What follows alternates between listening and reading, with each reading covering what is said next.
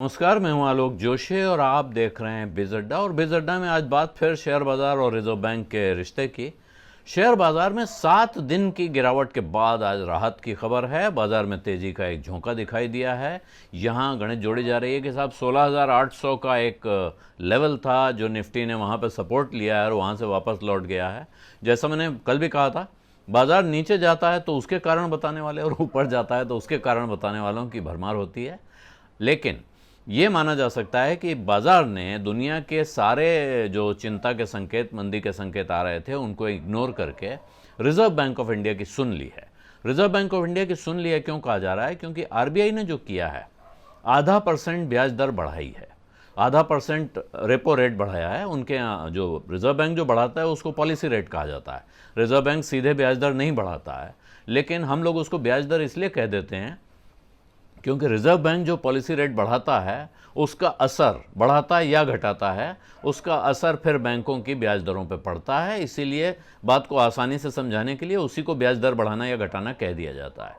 Reserve bank का काम बैंकों के ब्याज दर घटाना या बढ़ाना नहीं है। वो उसके नियम बना देता है, उनको एक रेफरेंस देता है, उसके बाद ये बैंकों पर है कि वो अपनी ब्याज दर कितनी बढ़ाते हैं, कितनी घटाते हैं। आमतौर पर क्योंकि डायरेक्शन वहाँ से मिलता है, इसलिए इसका सेहरा भी आरबीआई के सिर जाता है और इसका जो ठीकरा भी है उसके ही सिर फोड़ा जाता है। तो इस वक्त उन्होंने 0.5% ब्याज दर बढ़ाई है। ज़्यादातर बाज़ार में मोटे तौर पे ये एकमत थे लोग इस पर कि 0.5% तक ब्याज दर बढ़ सकती है। 0.35 से लेके 0.5% तक की बढ़ोतरी की उम्मीद की जा रही थी, तो 0.5% बढ़ा है, ये कोई बड़े आश्चर्य की बात नहीं है। इसके साथ अब ये जो बाज़ार में हाइक है, इसको जोड़ के अगर आप देखेंगे तो ये अब तक ये कुल मिला के बढ़ा चुका है लगभग, आप मई से देखें तो अभी तक लगभग 2%, 1.9% की बढ़ोतरी हो चुकी है। और अब जो उनका बेंचमार्क है, रीपो रेट, जिस रेट पर रिजर्व बैंक बैंकों को कर्जा देता है, वो 5.9% हो गया है, 5.9%। तो ये तो थी उम्मीद, लेकिन हुआ क्या है? तो इस वजह से क्यों खुश हो गए हैं भाई? बाजार में खुशी का क्या कारण है? बाजार में खुशी का कारण ये है कि रिजर्व बैंक को उम्मीद है कि महंगाई कम होगी। अब इससे आप खुश मत हो जाइए, हर एक के खुश होने की बात नहीं, बाजार खुश हो रहा है। बाजार इसलिए खुश हो रहा है कि रिजर्व बैंक को लगता है कि महंगाई उसकी 4% से ±2% की रेंज में 2 साल में पहुंच जाएगी।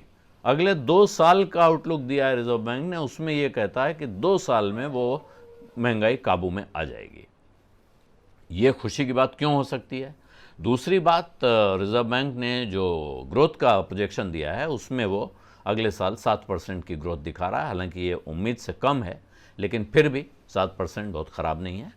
तो बाज़ार को क्या लगता है? बाज़ार को लगता है कि ज़्यादातर चिंताएं, ज़्यादातर बुरी चीज़ें सब सोच विचार के उनको डिस्काउंट कर लिया गया है। अब आगे राहत की खबरें आने की उम्मीद हो सकती है और अब उस तरफ सोचा जाए। तो ये वजह है कि बाज़ार में इस बात को लेकर उत्साह चल रहा है। और जो रिजर्व बैंक की पॉलिसी है, रिजर्व बैंक जो कुछ कर रहा है, इससे बाज़ार में एक उम्मीद और जागती है कि इससे बैंकों को लाभ होगा।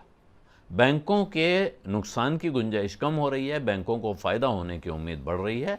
वो सिर्फ इस पॉलिसी से नहीं, उसके साथ जो मैकेनिज्म उसने तरह तरह के जो उपाय किए हुए हैं बैंकों की सुरक्षा को ध्यान में रखते, उसको देख के यही वजह है कि आज जो सबसे तेज़ी से बैंकों में शेयरों में तेज़ी आई, बैंकों के शेयरों में, और उसके साथ बाज़ार चला है। तो बाज़ार में आपको पता ही है सेंटिमेंट का खेल होता है। वहाँ ये सेंटिमेंट काफ़ी दिनों से बहुत सारे लोग इस उम्मीद में थे कि अब बाज़ार गिर रहा है भाई, कितना गिरेगा? 7 दिन गिर लिए, अब और कितने दिन गिरेंगे? तो एक तरह से कह सकते हैं कि वो करेक्शन था, वो ख़त्म हो गया। अब उसके ऊपर अब नई तेज़ी दिख सकती है। आज टेक्निकल चार्टिस्ट अभी चार्ट दिखाने लगे हैं और बताने लगे हैं कि यहाँ से 17,300 से 17,500 की नई रेंज दिखाई पड़ती है। लेकिन बाज़ार के बारे में जो बात मैंने पहले कही वो बिल्कुल सही है। अभी भी आज एक दिन बढ़ा है, इसका मतलब ये नहीं है कि सोमवार को बढ़ा रहेगा। एक और अच्छी खबर आ रही है जो रूस और यूक्रेन के बीच में, ऐसा लगता है कि अब किसी तरह ये मामला निपटने वाला है। हालांकि रूस ने यूक्रेन के एक बड़े हिस्से पर कब्जा कर लिया है, उसको अपने ऊपर मिला लिया है, लेकिन अब वो साथ में ये भी कह रहा है कि आइए और बैठ के बात करिए और युद्ध विराम करिए। तो हो सकता है कि मामला सुलटने की तरफ बढ़ रहा हो, और अगर वो सुलट जाता है तो बहुत सारी मुसीबतें जो दुनिया भर की इकोनॉमी पे आई हुई हैं वो पीछे जाएंगी।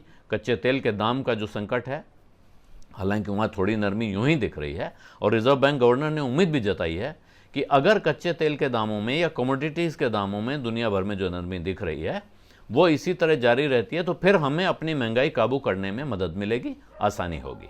तो इस वजह से भी शायद कि तमाम बुरी खबरें आ चुकी हैं, अब इससे बुरा क्या होगा। एक जगह आती है जहाँ पे आके आदमी इस पे मोड में आ जाता है कि अब ठीक है जी, इससे बुरा क्या हो जाएगा, तो अब ऐसा करो, हिम्मत करो, कूद पड़ो बाजार में और कुछ खरीदो।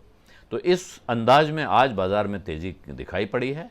सोमवार को ये तेजी ऐसे ही रहेगी कहना मुश्किल है, लेकिन जो लोग लंबे समय के हिसाब से बाजार में आ रहे हैं उनको इस उतार चढ़ाव की परवाह नहीं करनी चाहिए, उनको रोज की गणित नहीं जोड़नी चाहिए, उनको अपनी एसआईपी अपने बजट के हिसाब से लगा के रखनी चाहिए।